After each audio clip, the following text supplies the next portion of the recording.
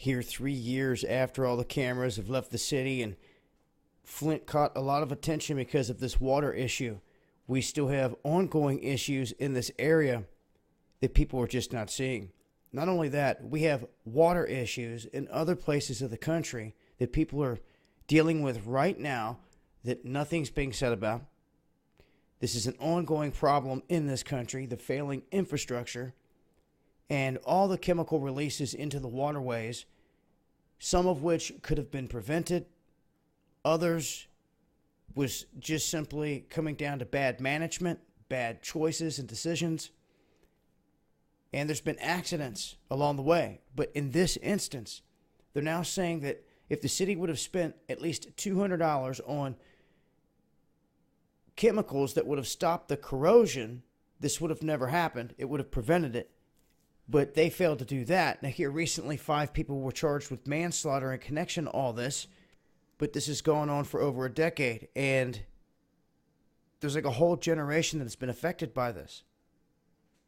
This tainted, poisoned water that now what is happening, and there's a lot of good images here and updates here at this link. You guys can see what they're doing is they're going to the everyday people down here. And since these people can't pay or use the water that's coming out of the ground, they're having to buy other water. And if they're going to fix anything, they have to replace the pipes, and they're putting the burden of the cost on the people. Now, these people that have absurd water bills, they're coming to and they're saying now that the cameras are gone, they're saying, well, you're going to have to replace all this stuff on your own.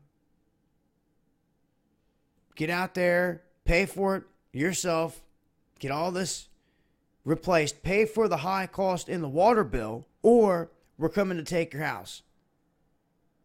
You're going to lose your home. That's the position that many of these people here are in.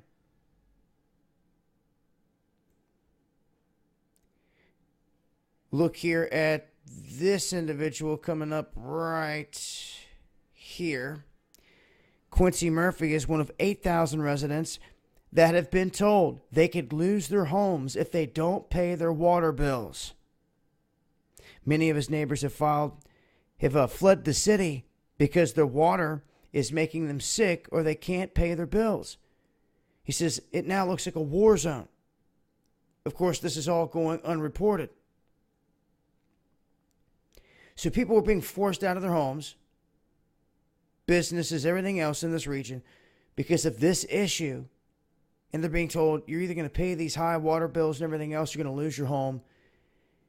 And people are literally having to flee this region. But the issues continue up here, and I wanted to make note of it. I will leave a link, and I'll continue to update as I come across more information. This has been Dabu7. Peace.